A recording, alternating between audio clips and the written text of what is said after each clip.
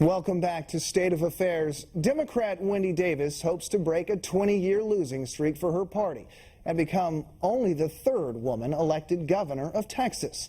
This is her story in her words.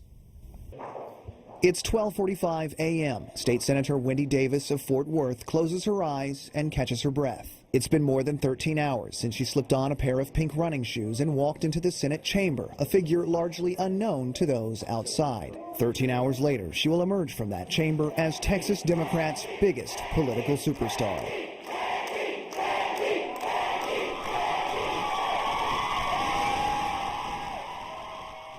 Born Wendy Russell, the girl Texans would know as Wendy Davis grew up in the Texas Panhandle and moved to the Fort Worth suburb of Richland Hills in the 5th grade. Soon after, her parents divorced and life took a dramatic turn. We went from being a family that was a fairly middle-class one to one that really was thrust into the struggles of poverty. Without support from her father, her mother raised their 4 children herself, working at Brahms, a fast food and ice cream restaurant. It was so difficult to watch my mother struggle as hard as she did.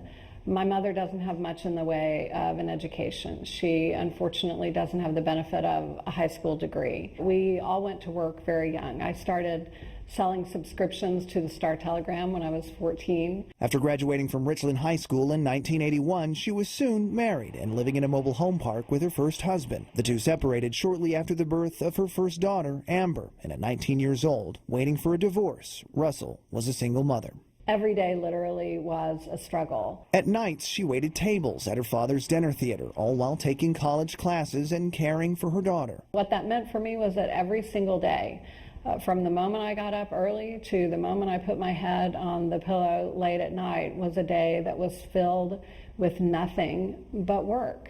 And I know that it had to be done. I knew that at the time, that there was no way I was going to be able to lift myself and my daughter out of our situation if I didn't get an education to help me achieve that. In 1987, Russell married Fort Worth attorney Jeff Davis, and the couple soon had a daughter, Drew. Meanwhile, Davis' outstanding grades from community college earned her a scholarship and grant money to attend Texas Christian University. When she was accepted to Harvard Law School, her husband cashed in a 401k to help her attend, and an experience there would plant the seed for service. When I was in law school, I had done a legal services center internship working with patients who were dying of AIDS and who had no legal protections for their wishes for the loved one that they were leaving behind. And that was back in the early 90s when an AIDS diagnosis meant you needed to get your affairs in order. It was something that really struck a chord with me, helping people in that way. I thought instead that I really wanted to try to make a financial success by going down the traditional path of working in a law firm. But it wasn't very long before I realized that that wasn't providing the kind of fulfillment that I wanted. And that's when I turned to my first run for public office on the Fort Worth City Council in 1996.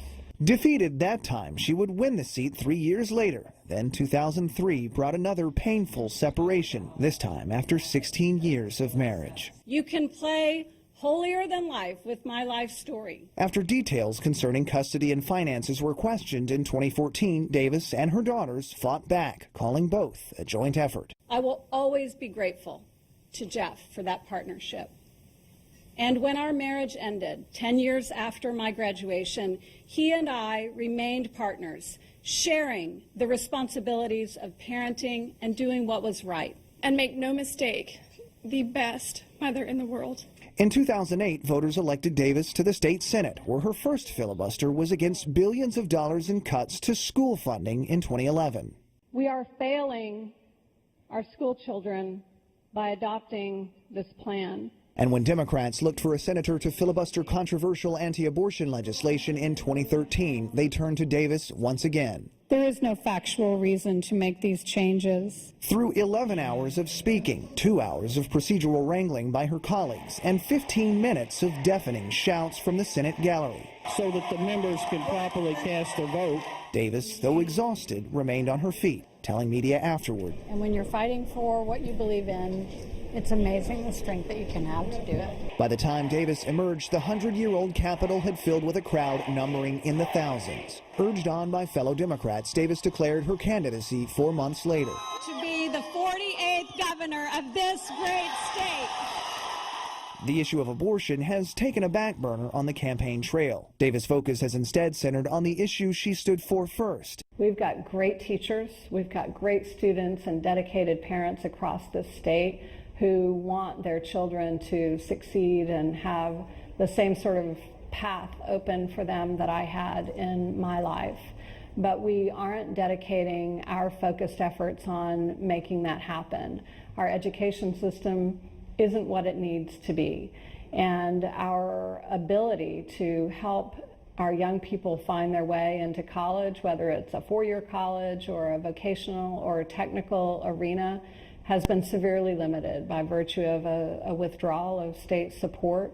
Her candidacy has rallied a sleepy Democratic Party. She says her struggling beginning has given her a unique perspective. There are so many single women and working women in marriages in Texas today that are really struggling. And their dreams for their children are paramount. I know that from being a mom. I know there are single moms who are facing the same challenges that I faced, and I want them to know that they have an opportunity to elect a governor who sees that. Now hoping to become the first Democrat elected governor in more than 20 years, Davis says her state is part of what made her rise possible. I was the beneficiary of a partnership. My state said to me, if you will work hard and do your part, we'll help you along that path. We'll make college affordable for you. We'll make sure that there's financial aid there when you need it. That's the kind of partnership that we need to restore.